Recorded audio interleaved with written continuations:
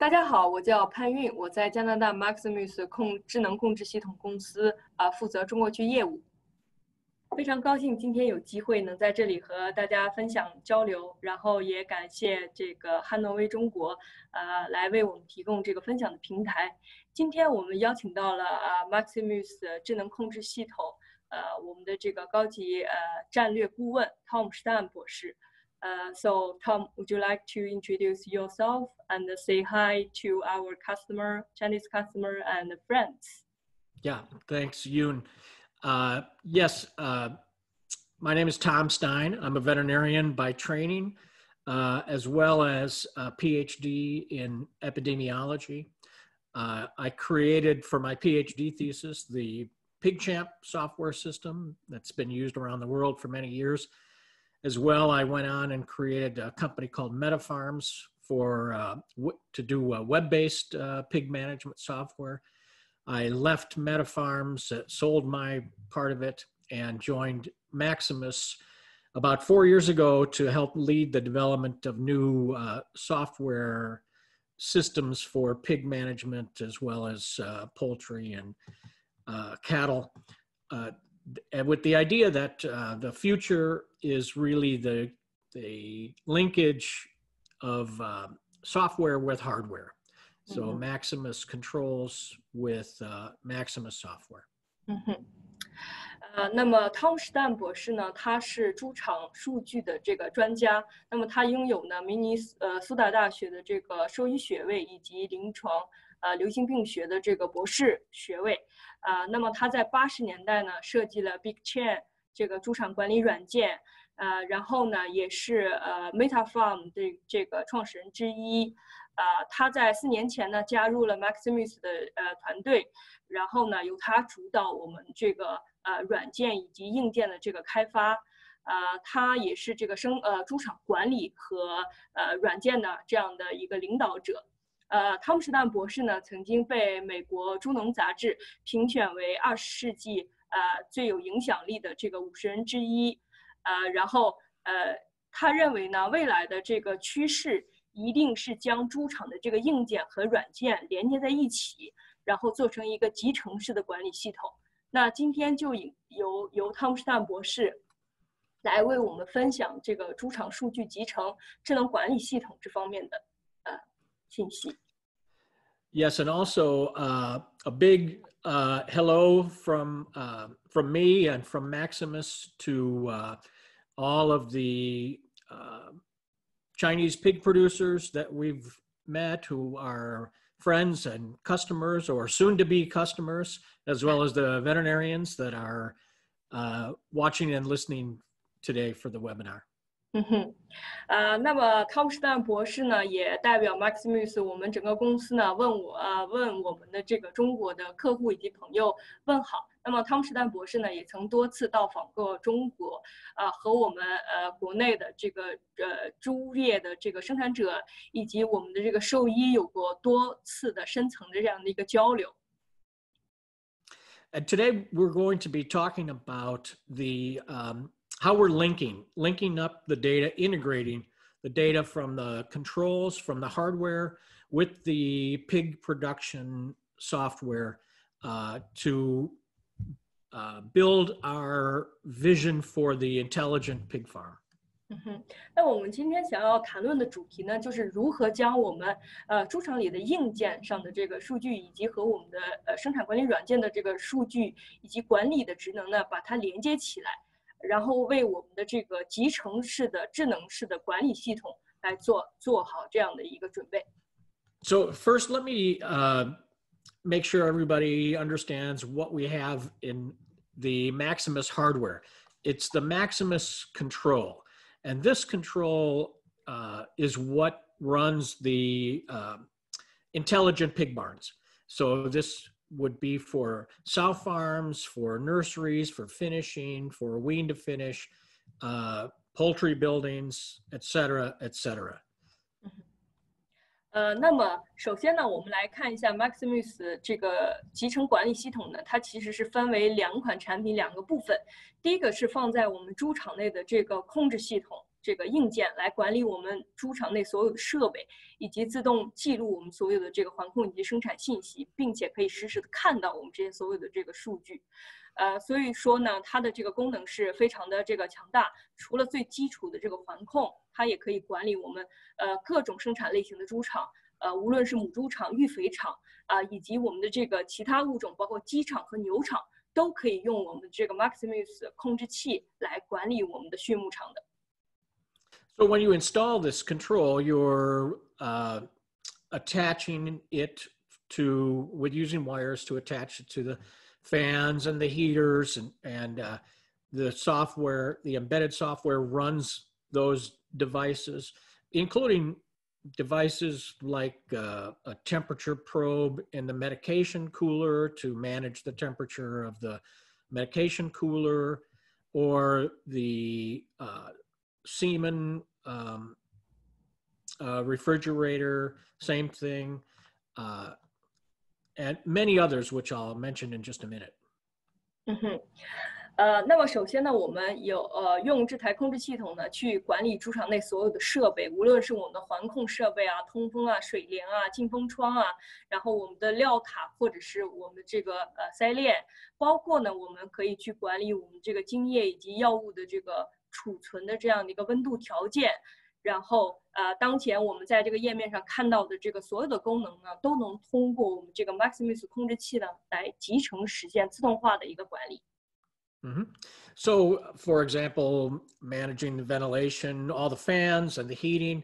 sprinkler systems for cooling off the pigs in the summer, tracking the water consumption, also managing and tracking the pressure and being able to flush the lines automatically, load cells, hog sorters automatically linked in to the Maximus control, generator monitoring, and I'll stop there, Yoon, so you can translate. Yeah. 那么我们猪场内所有的设备，刚才提到的我们所有的环控的设备，包括夏天的这个降温的系统、水帘啊，或者是如果有这个喷雾啊，或者是我们的这个水管理，我们可以去实时的去记录我们这个猪舍的这个饮水量，包括呢我们也有这个水管冲洗的功能，就始终为我们的动物提供最新鲜的这个水质。然后呢，我们有这个料塔称重的这个功能，可以实时检测到我当前料塔里的这个料量的这个存量，然后在不足我的这个存量的标准的时候，自动发送报警。那么我们当然可以实现我们自动的打料上料的这一套的管理。包括生长曲线的这样的一个设置，因为我们的控制系统呢也是可以接入我们自己的这个分栏系统，所以说在这个育肥场，如果我们接入分栏系统，然后呢我们又设置好我们这个生长曲线的这个管理，那控制器呢它会自动对比从这个分栏秤所获取到的这个猪只的数量和我的这个生长曲线，就是在多少天的时候，我们这个育肥猪应该长到的这个重量，而实时的去做一个对比，如果没有达到这个实时的这个数量呢，也会给我们发送报警信息。那当然呢，我们可以去管理这个发电机我们可以检测到我们发电机的这个油压啊，这个液位用电量，然后可以检测我们发电机是否它可以正常的这个启动。同时呢，我们可以监测我们猪舍内的这个用电量然后可以去对比不同的这个猪舍或者猪场之间的这个用电量电耗的这样的一个情况。Other functions include things like managing the biosecurity, so using cards and card readers to create the logic and the rules for who can enter barns, which barns, in what order, and so who has access, so access control. Managing the heat lamps or heating pads within the farrowing house is another function, as well as the sow feeding management. So that would be these electronic sow feeding systems for gestation, as well as for lactation. 那么同时呢，我们也可以实现这个生物安全的管理方面我们可以去管理这个生物安全的这个门禁，然后远程的在系统里的呢连线去设置我的这个员工，然后他是有权限在什么时候进入哪一个猪场，包括哪一个猪舍，然后呢包括卡车冲洗的这样的一个功能。同时呢，我们在产房里，我们可以去管理我们的这个产房的这个宰猪的这个加热垫，然后呢，同时呢，我们也有这个 ESF， 就是群养的这个母猪饲喂的这样一个功能，可以去管理无论是产房还是这个妊娠舍的这个母猪饲喂的方面。And so as well, these devices, the Maximus control, are all connected in a safe, secure way to the internet and gives users and customers access to these controls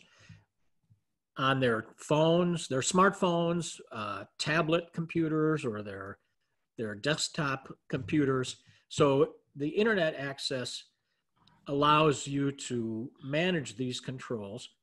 but also these controls are collecting data at the same time. They're not just managing all of these functions, they're also collecting the data from all of these functions. 那么 Maximus 这款控制器呢，在猪场里，首先它是可以实现各种设备自动化的这样的一个管理。与此同时呢，它又是一款在实时监测、收集我们的这个环控数据、生产数据的这样的一个记录的这样的一个工具。因为呢，它又是可以连接在互联网上的，所以说我们在远程的情况下，通过手机啊，通过我们的平板电脑，或者是放在办公室的这个电脑，都可以实时的连接在，只要是在有网络的情况下，都可以实时的连接在我们猪场内的这台控制器，从而看到所有的实时的现场的这个数据。Which means that the control is able to provide data back to you, your company, back to Maximus, if you allow that, for things like tracking when the fans are running, how often they're running, what kind of power consumption they're using, what's the temperature in the barn, the highest temperature, the lowest temperature, the average temperature, when the heaters are running, how much water is being used, how much feed is being delivered and consumed if you're using load cells.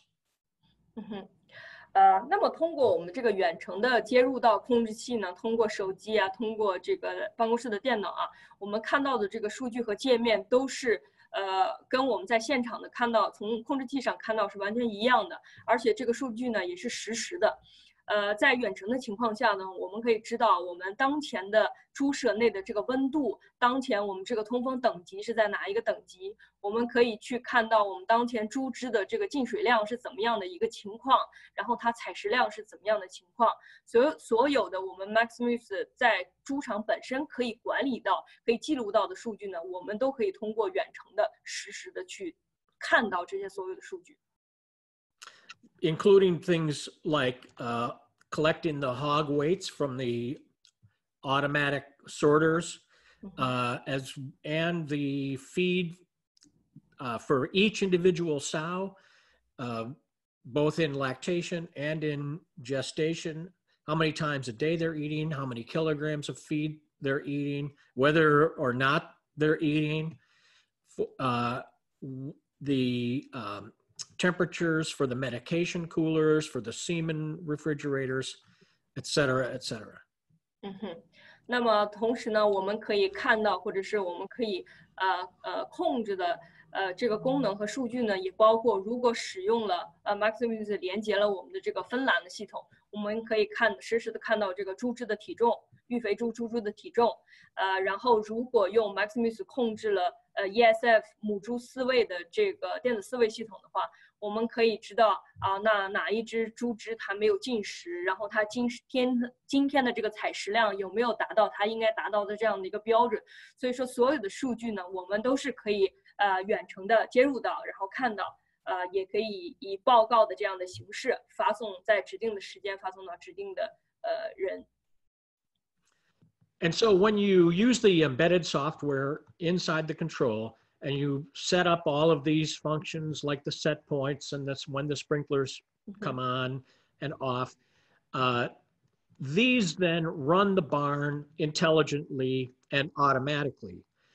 but also collecting all of this information, all of this data every few seconds.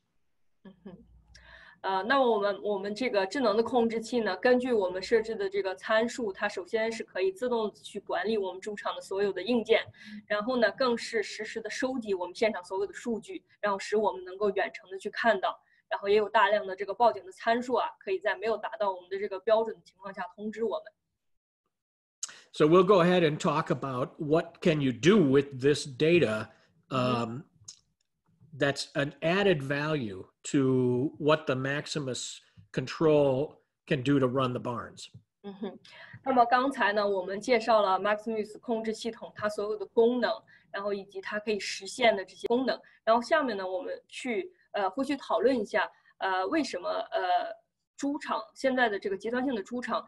要使用这样一款集成式的智能式的这个控制系统。那么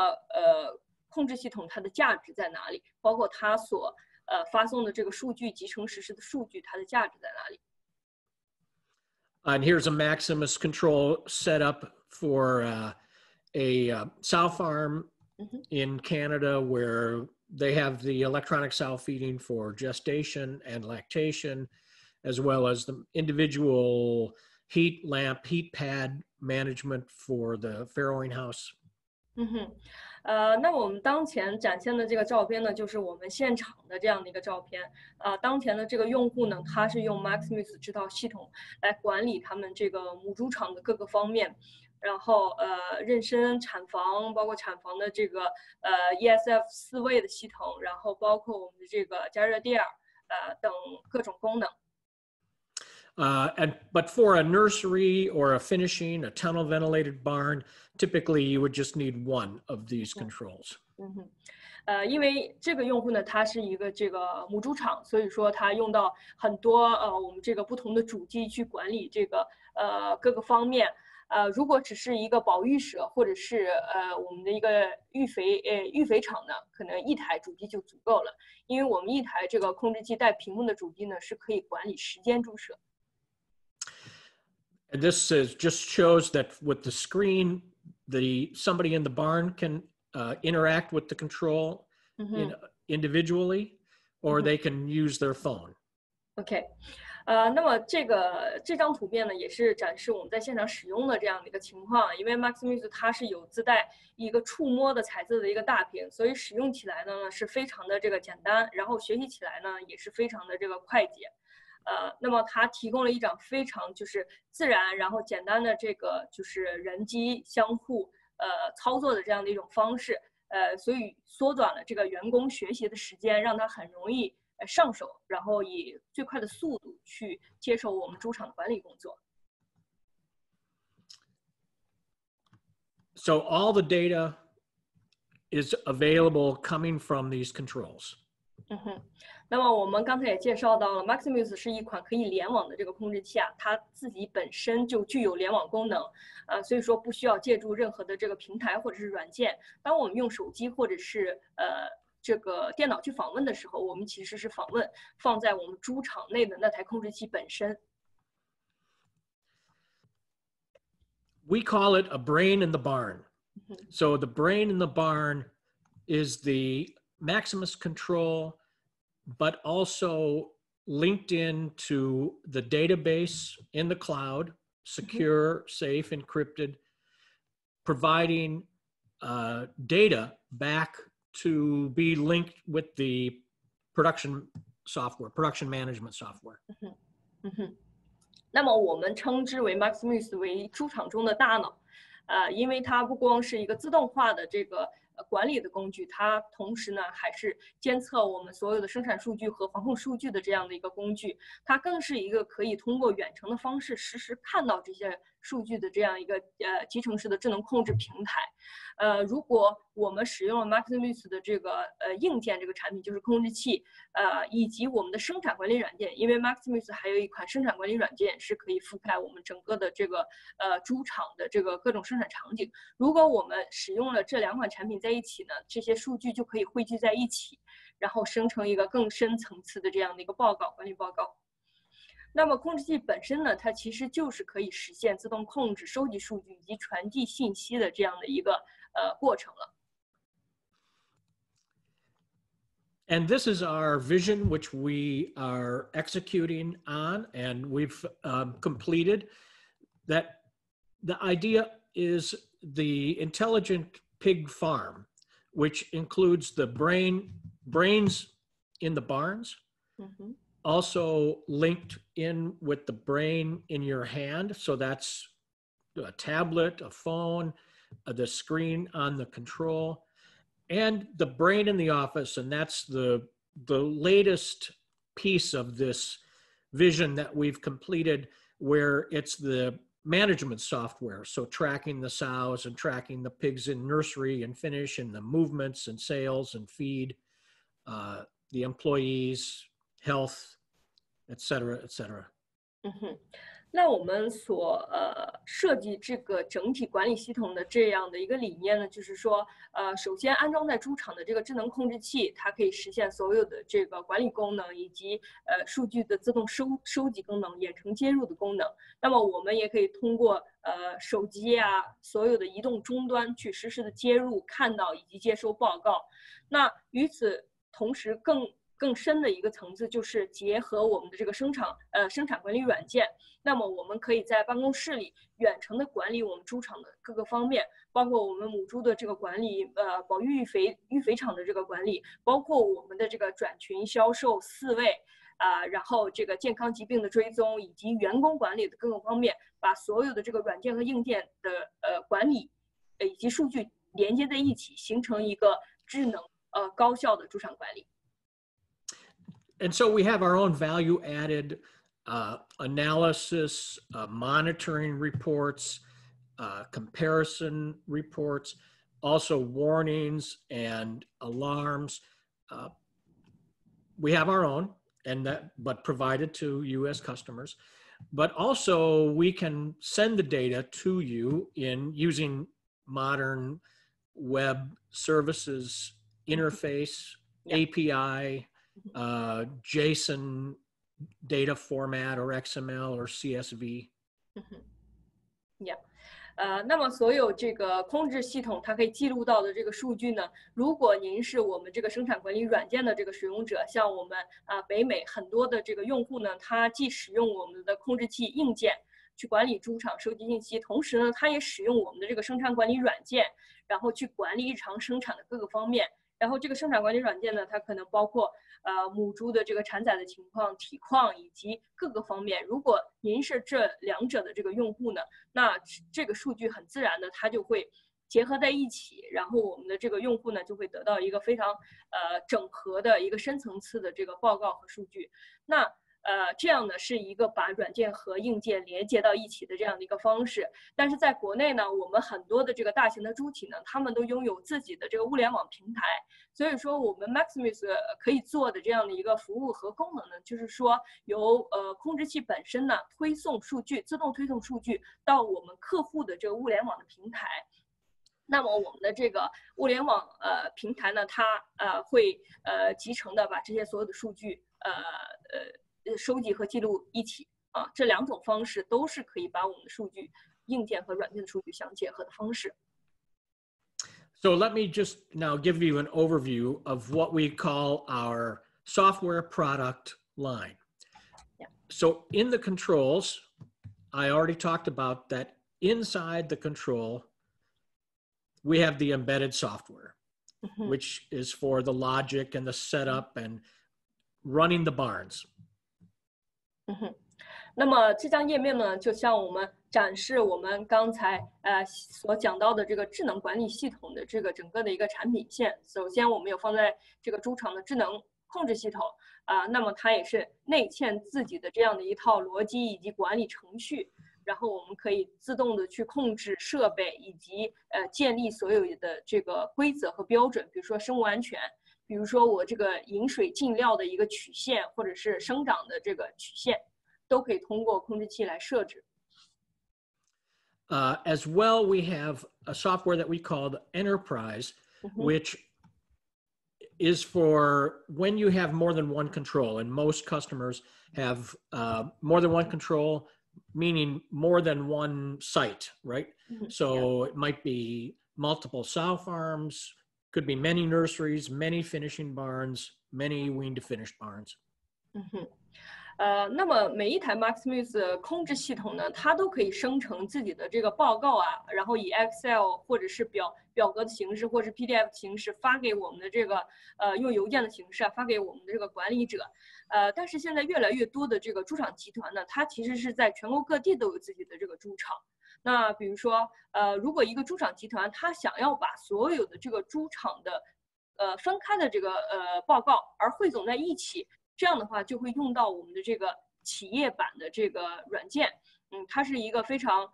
比较轻级别的这样的一个软件，它的作用呢就是汇总我们比如说猪场集团在全国各地的这个控制器的这些所有的数据报告，把它汇总成为一份报告。And this enterprise software allows you as customer to manage and work with all of the controls at the same time as one, right? So you can manage all of your setup and manage all of your users, the biosecurity system, and get the data and reporting from all of the controls at once. 那如果是我的这个集团内有很多的这个猪场都使用了 Maximus 控制器，但是我希望从同一个平台去管理我的这个用户管理，比如说我远程接入，然后我可以设置一些规则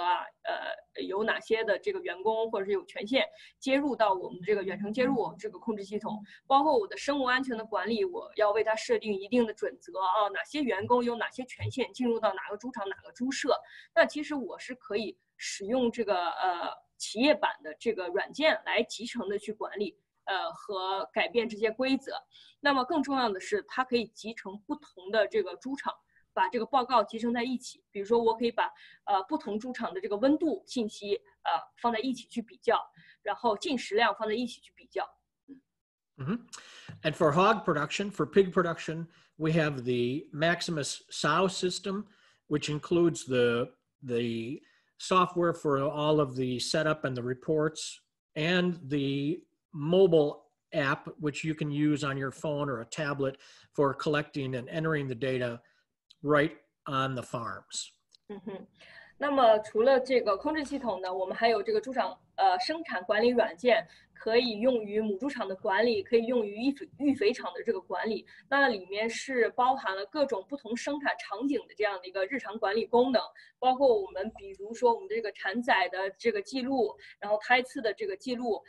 然后母猪的这个体况、进食量，包括换耳标，包括疫苗这些都可以通过这个管理软件来实现和记录。然后通常呢，我们输入到这个母猪的编号呢，我们是可以看到它终身的这样的一个表现的。移动解决方案呢，是指我可以在我的手机上，我的工作人员每天在场内这个进行日常巡视的这个工作的同时，我就把这个生产的数据实时通过手机或者 iPad 记录到我的这个软件平台上，然后同一时间我的这个管理者就可以看到这些数据。And the same is for the finishing, where we have all the setup and management of the finishing system, as well as all the sophisticated reporting and the finishing mobile for entering the data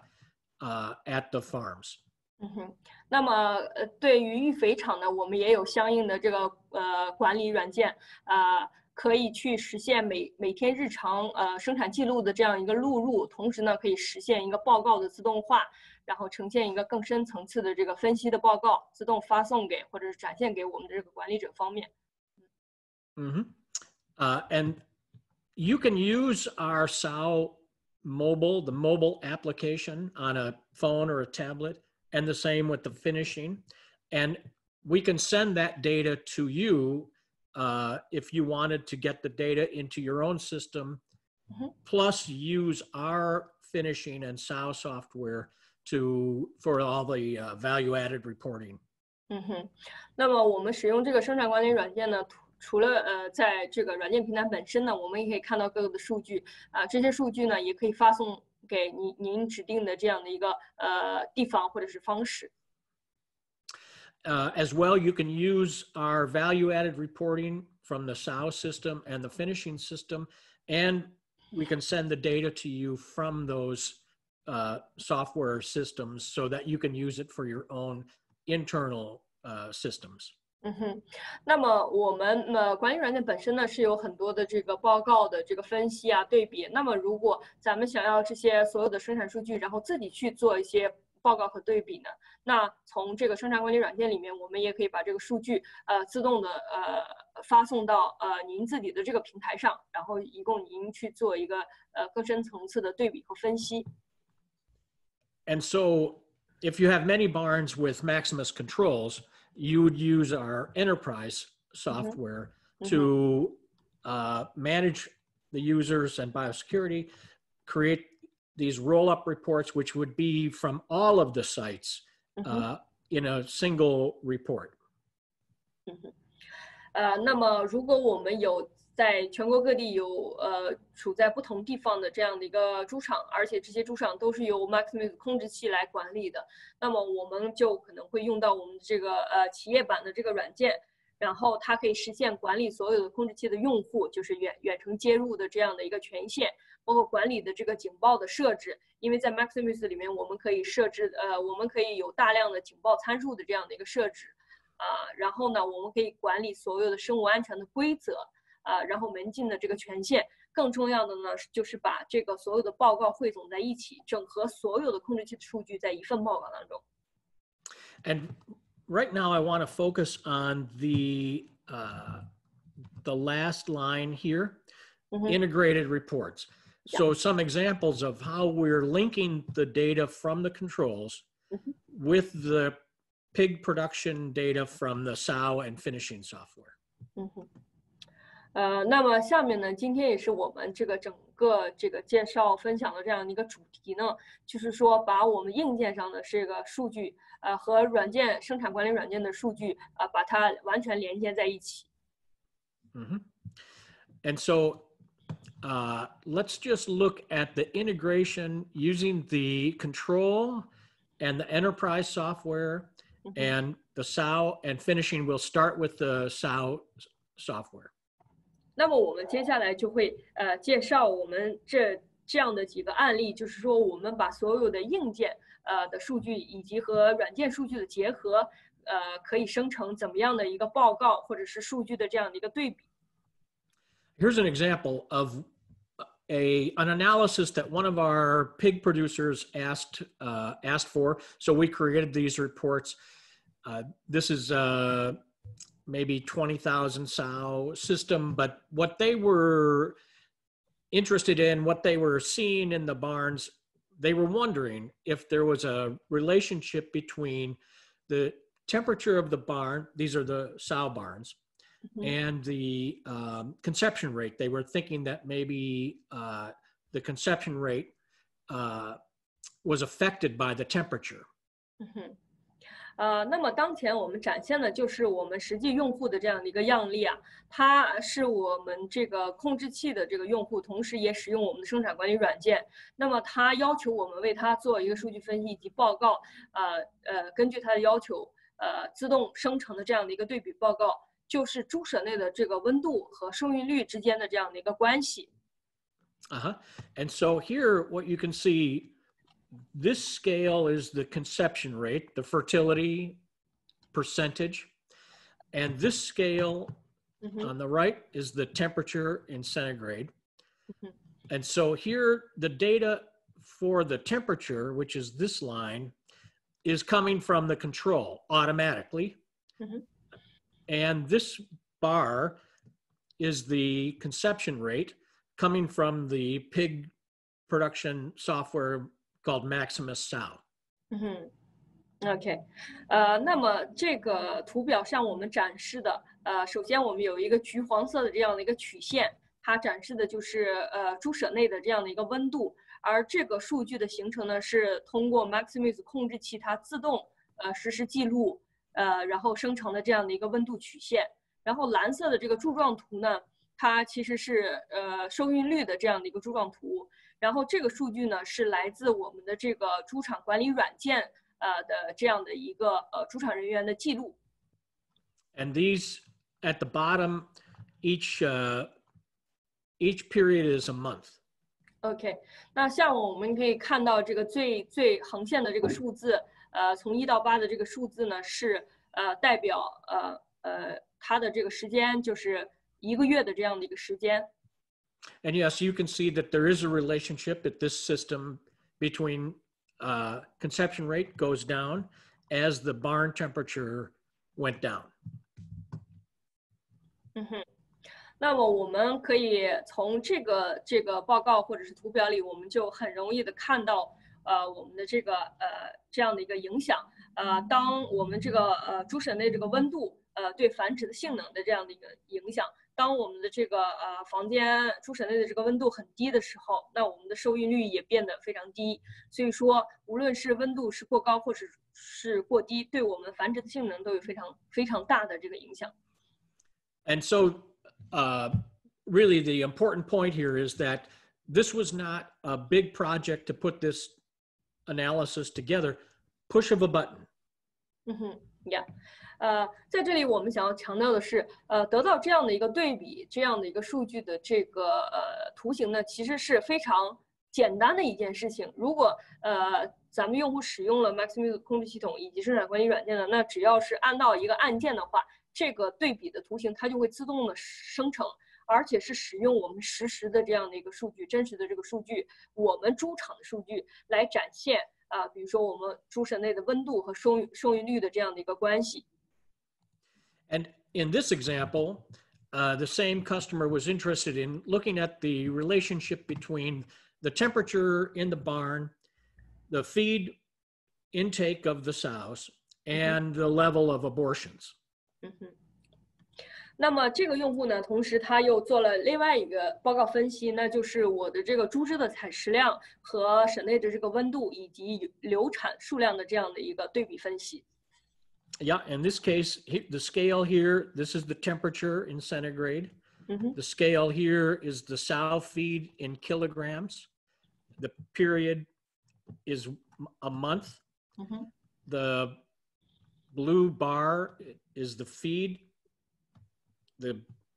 brown line here is the temperature, and this gray line is the number of abortions. 那么我们可以看到，在这个图表的最左边呢，它显示的是一个这个摄氏度的这样的一个温度，然后蓝色的树状图呢是猪只的采食量的信息，然后呢它是一个月内的这个采食量的数量，橘黄色的线，然后依旧是代表舍内的这个温度，而灰色的这个曲线呢是代表这个流产的数量。And maybe there's a relationship here between the three, feed, temperature, and abortions. Of course, it would take more analysis to really determine if that's true. But again, the most important point here that I'm making is that this data is all available and just at the push of a button to get this report.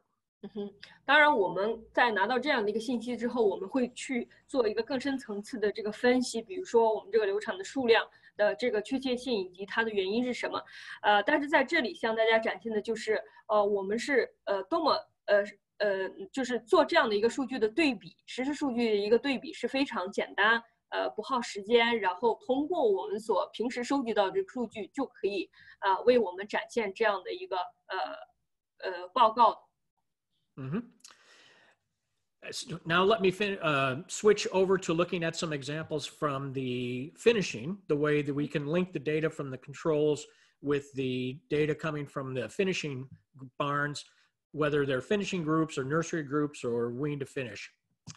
And this is an example of how you can link or look at the control data, right? So what we have here is a report. This is from an actual farm pork producer in Iowa with about 150 Maximus controls across their entire system. 那我们现在看到另外一个这个数据报告样例呢，是我们也是美国猪场生产商的这样的一个数据，他们有大概100多台的这个 Maximus 控制器来控制他们的这个猪场管理，然后这是一个育肥，这些都是一个育肥场。This is 6 months worth of data all pulled together into one report. And these they have about 80 site barns. These are 15 as an example, looking at finishing groups. So in this 6-month period, there were 2 batches that were through each one of these barns. 那么当前展现的是他们这个集团内的15个育肥场，然后呢，展现的是其实是6个月的这样的一个生产数据，然后在每一个育肥场呢，它是分为2个组。And so that represents about 4,000 pigs in each one of these barns. And all the pigs are the same, the genetics are the same, the feed is the same, and the barn, the building type, the design is the same. 那么这些所有的这个生产厂呢，它是来自于同一个这个生产集团，所以说他们所有的这个无论是猪的这个基因品种，还是猪舍这个建设的这个模式，完全是一模一样的。那在每一个育肥场里，他们有大概4000头左右的育肥猪。And these are finishing groups, and so the pigs would weigh about 25 kilograms coming in, and then leaving at about 115 to 120 kilograms. OK， 那这个育肥场呢，它进来的时候是大概25公斤的时候进到这个育肥场，然后在120公斤的时候出栏。And so what we have here is these are the barn temperature ranges. So in this entire 6 months, what percentage of the time was the barn from the coldest to the warmest temperature? So between 60 at the coldest and 70 at the warmest. 那么当前的这个报告数据呢，它其实是展现了在这个6个月的生产过程当中呢，我们这个猪舍的温度范围变化的这样的一个数值。那么就比如说拿第一个来举例，第一个猪场它处在就是从最低到最高的这个温度范围啊，从60度到60华氏到70华氏，在整个6个月的生产周期当中呢，它是有10%的这个时间是处在这样的一个温度曲线的变化值的。And this 6 months was partly the winter, the spring, and part of the summer. 那么这6个月所经历的季节呢，是从冬季到春季，还有一部分的这个夏天的时间内。And so you can see then that what we've got here is these ranges. So for example, if we look at the averages down below, 20% of the time on average, the barns were the coldest temperature 60, the warmest temperature 80. 那么如果我们看这个数据的平均值啊，那么我们可以看到在最下面在这个6个月当中20%的时间内啊，猪舍的变化温度是处在这个从60华氏最低60华氏到80，最高80华氏的这样的一个温度变化的范围中的。And in this sample of these barns, you can see that 36% of the time on average, they were between the coldest 70 and the warmest 90 for a day. And 20% of the time they were between 60 and 80. So that's over half the time in those two ranges, which is probably optimum. 那么我们也可以看到，那么在这个6月当中呢，这些15个这个育肥场呢，有36%的时间呢，它这个温度变化值啊是在从最低70华氏到最高90华氏之间的，所以所以说这个60到80以及70到90呢，其实是占据了大部分的猪场的大部分的时间的这个一个温度范围的变化。But these barns in the yellow with 47% and 45%, those barns were probably too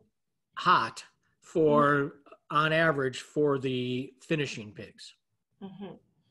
那么如果我们看到标出黄色的这两个，第一个是这个DN31这样的一个猪场，它有47%的这个时间内呢，都处于最低温度70度，最低温度70华氏到最高温度90华氏的这样一个变化范围区间内。那么我们再看另外一个黄色标出的猪场呢，就是我们的这个 HF148这样的一个猪场，然后它是有在这个6个月当中啊，它是有45%的时间都是处于这样的一个温度变化范围。那就说明这两个猪场它的这个室内这个环境可能是比较热，是处于比较热的这样的一个温度。And this section here is we're looking at the heating. Remember, I was saying that the Maximus control also manages and runs the heaters and also tracks the number of days that the heater is turned on or off. And this would be the number of days that the heater was on in each of these barns, as well as the number of hours that it was running. And so you can see that in some of these barns, the heater was not on for very many days, and it wasn't running for very many hours, in contrast to these barns here. Yeah. 那么猪舍温度的这个变化范围呢，也是由我们控制器自动记录的，因为我们是实时追踪它的这个猪舍内的范围变化的温度变化的这个范围的，所以说我们可以就是自动的得到这些所有的数据。那另外旁边的一项呢，是我们这个加热器的这样的一个数据，因为 Maximus 它是不光去自动化的管理我们猪舍内的设备，同时呢，它会追踪所有这个设备运行的这个情况。比如说这个加热器呢，我们会自动的记录它一共运行了多少天，运行了多少个小时，然后包括它这个百分比是多少。那刚才汤姆也举了一个例子，比如说我们看到第一个猪场就是 H45，然后它一共运行的时间是4天，然后一共是10小时，然后比较另外一个，比如说用黄色标出的猪场，BG143的话，它总共在这个6个月运行的时间是17天，然后运行了141个小时。And especially you can see this barn, which is running, the heater is running for 36 days, and it's running for 183 hours. But this barn was too warm. That shouldn't have been running that heater that much. And so, and of course, all of these barns are built the same. So this tells you that there's something going on with the management, and it has to be investigated because this all adds cost, right? So increasing the use of the propane or natural gas to run the heater as well as electricity.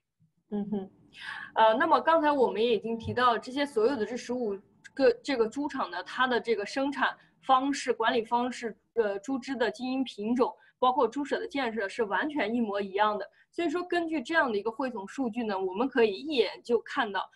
为什么比如说我们这个HF148的时候，你看它运行的这个加热器的时间是36天，然后一共运行了183个小时。同时呢，它猪舍的这个温度始终是处在一个较高的这个温度范围内，所以说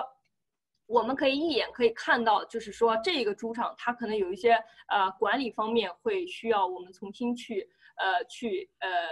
查看一下，在管理方面是有哪些的这个设置是不正确，或者是房舍本身出现了一些问题，或者是因为什么样的原因而造成了这个加热器运行的时间非常长，同时又造成了这个猪舍内的温度比较高的这样的一个情况。因为从生产成本来讲，那么加热器开了这么长的时间，肯定是有很多电耗上的这个经济损失。那么如果我们有这个实时数据、真实的数据，汇总的数据的话，我们第一眼就可以看到这个问题所在，而迅速反应，避免因为有这个数据性的延迟而遭到任何的这个生产性和经济上的损失。Yep. And so the important point is, again, this is a report that's at the push of a button. You get it? Not a big project to put together. And it's pulling the data from all of the controls, organizing it. This is looking at it over 6 months, so for a big picture. But also you could run this report for a day or a week or 2 weeks, whatever time period you want. You can start looking at it from a big picture, like 6 months, or you can start looking at it very much only a day, and then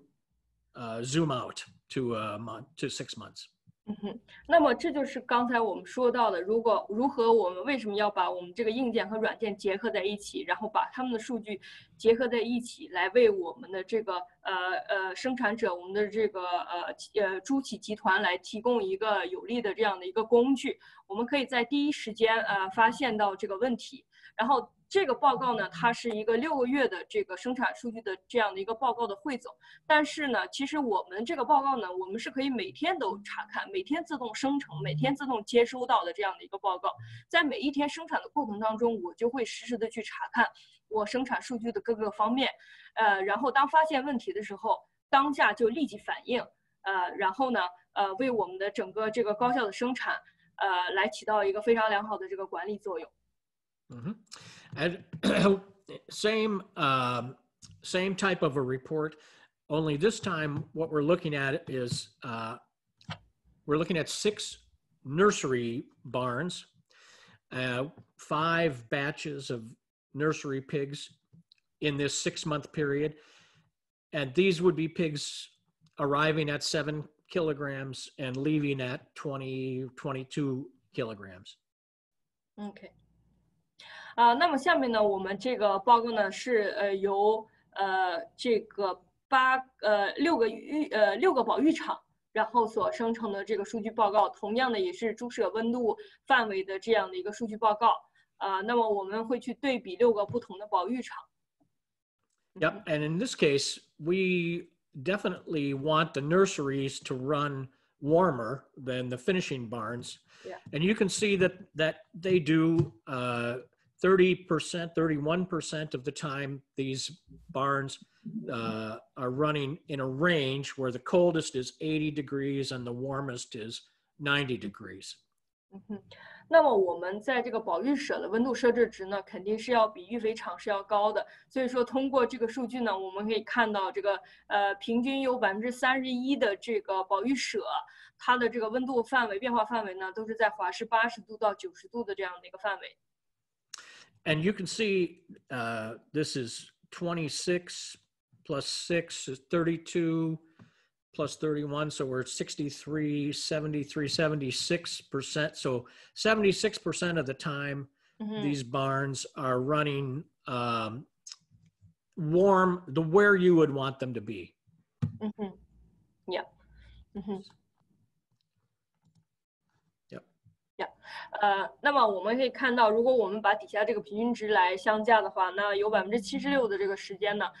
这个保育者都是处在一个比较高温度的这样的一个温度范围内。Now we can also look at the same thing where we've got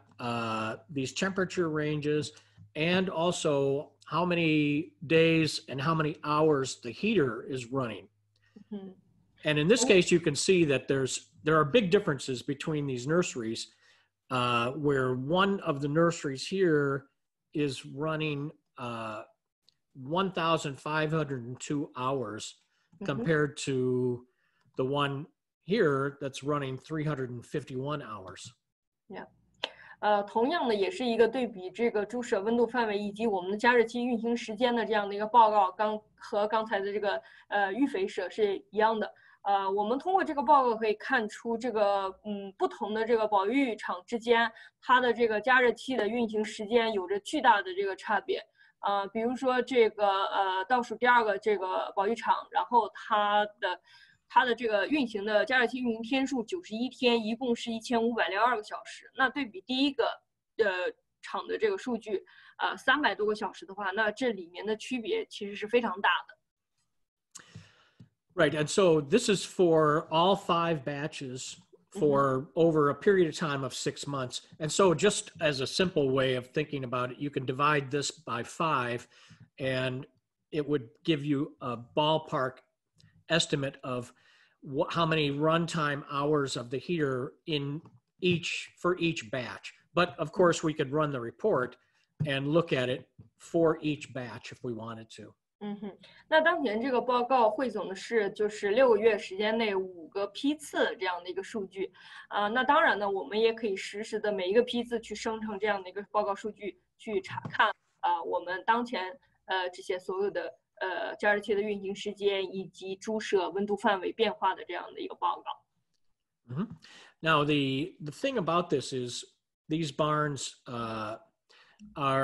need to be warm for these nursery pigs. And here, this barn, which is running the heater a lot, this barn is still a little too cold. So more than almost 60%, 25 plus 34, 60% of the time it's colder than these other barns, even though they're built the same and they've got the same pigs and the same feed. So there's something going on, and it of course adds a lot of cost to the pig or to the nursery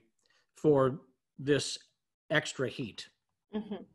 那么我们可以看到这个60的这个猪场它的数据它已经是在整个的这个生产期间呢，它是运行了91天1500多个小时。但是很有意思的一件事是，你如果看到它这个温度变化的这个范围呢，它始终有25%和34%的时间都是处在这个华氏70到80，或者是70到90的这个温度变化范围之间，就说明它这个舍内这个温度还是不是很高。然后那这样的一个数据对比呢，就是说我即使开了这么长时间的加热器，我这个舍内的温度还是比其他的厂要低，那就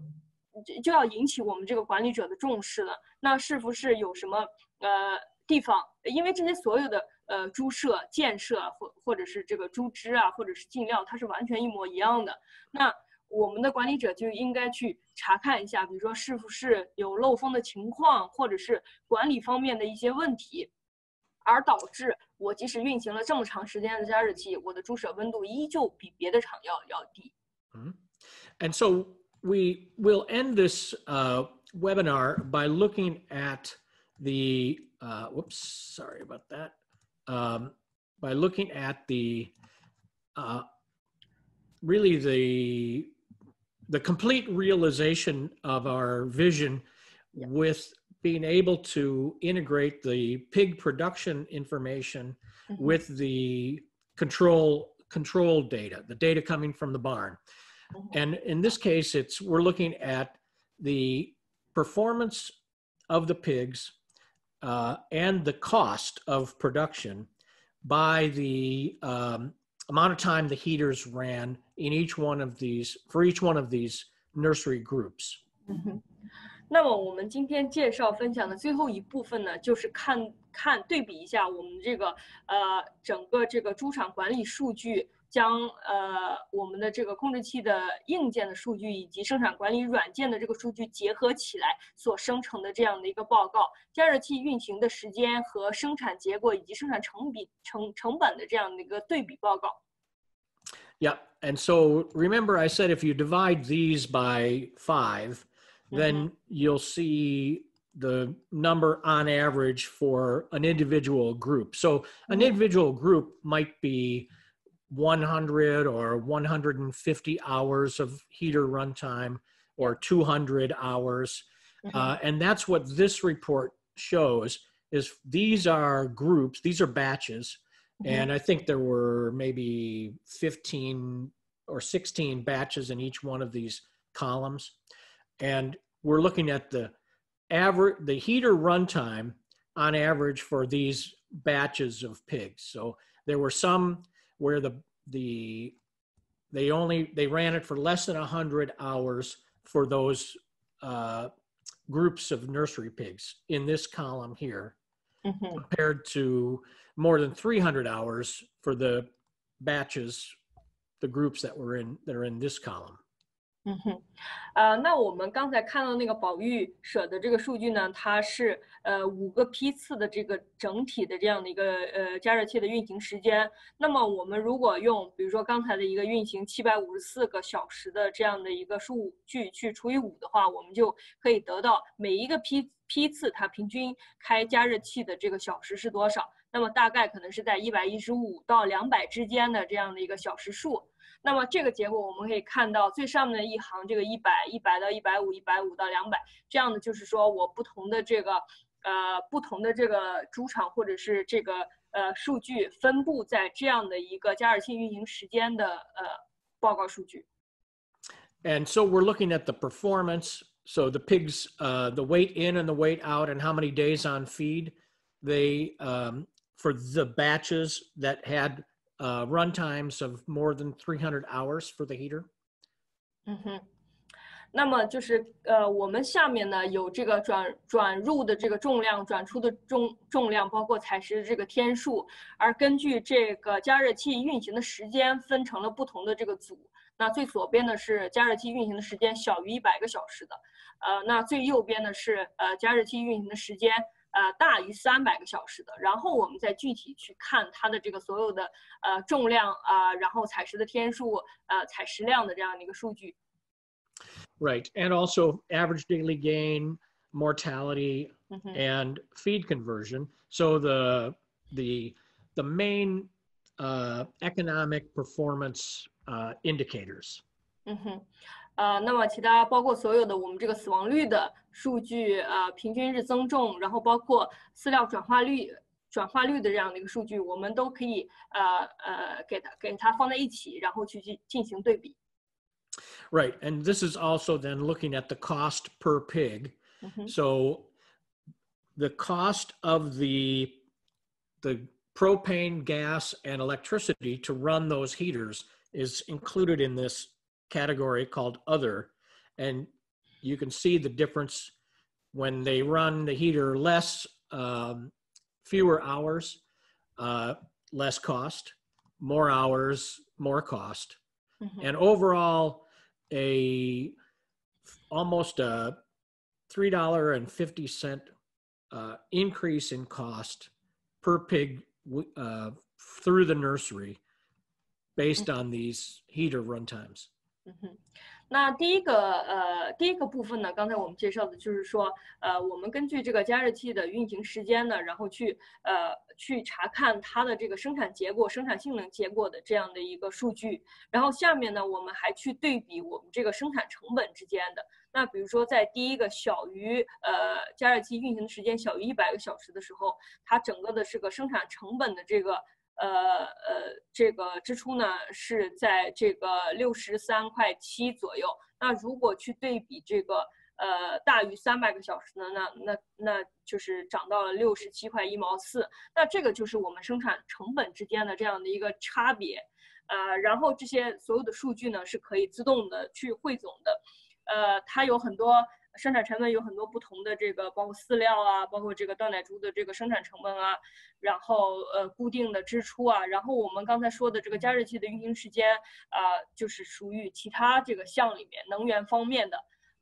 然后这样的一个成本的计算。Yeah, so I said ultimate realization of our vision. And imagine in the old days, if a general manager of the production wanted this report, if they were trying to figure out how could we reduce the cost of a nursery pig, right? They could try to put this information together, but it might take several people, maybe combined 500 hours to find this data, organize it, put it together, get the information out of the, if they had it written down somewhere for the barn temperatures or the barn heater run times, they probably wouldn't even have it. But let's say they did, it would still take, hundreds and hundreds and hundreds of hours to put this report together. And our whole idea is really just at the push of a button to be able to get this report. 那么试想一下，在以前啊，然后当我们没有这些智能的这样的一个工具和管理这个控制系统来帮助我们实现这个数据的自动收集，然后自动对比的这样的一个功能的话，那如果是在以前的这样的一个猪场厂长，他如果想要去查看他的这个生产结果，然后去查看它的这个生产成本，来试图通过分析来去减少我们这个猪场生产成本的时候，这几乎成了一项不可能完成的任务啊。他也许可能做到，他需要很多的人去帮他去收集这个数据，然后最后把这些所有的数据放在一起去做手动的去给它对比和分析，然后会花费非常多的这个时间和精力去完成这件事情。那么在有了智能管理系统，硬件和软件相结合，然后数据自动收集、自动对比的今天呢，那这可能就是一个按键的事情啊。我们给它做好这样的一个数据模板、报告模板，然后我每天只要点击一下发送，然后或者是展示，我就可以自动的看到我这些所有的生产结果和生产成本，然后在第一时间内去反映，然后实现一个更高效的一个生产。达到一个更好的一个就是生产成本以及管理方面的这个措施。And this I just wanted to show as we end the webinar, the number of Maximus brains, Maximus controls we have throughout North America, growing more than 4,000 now. And so this whole system will now be powering all of these users and producers and controls. 那最后呢，在这个分享的最后阶段，我们就想给大家展示一下我们在谷歌地图上，当然这个显示的是美国的这样的一个用户，然后的数量，每一个点呢都是一个主机的这样的一个用户。然后呢，当今我们在全球的用户已经有了5000台的这个主机，然后分散到世界各地。然后在美国呢，我们有非常多的这个用户在使用我们这一套 Maximus 智能控制系统。Well, thanks for participating in this webinar. I appreciate you watching and listening. I would like to be there in person, giving you this presentation in person, and maybe in the next year that will be possible. Thanks a lot. Yeah， 在这里呢 ，Tom Stein 博士也想感谢我们的这个听众，然后花出时间来跟我们在这里进行一个交流和分享。然后呢，他其实也到过中国非常多次，然后他也非常希望能再次来到中国，然后亲自为我们的这个中国的客户和我们的这个朋友们去介绍这个智能猪场的这个智能数据集成系统。那么在此呢，再次感谢大家的这个时间和参与。Okay, so thank you, Tom, for sharing your experience, and see you next time. Yes, thanks. Yeah. Goodbye. Goodbye.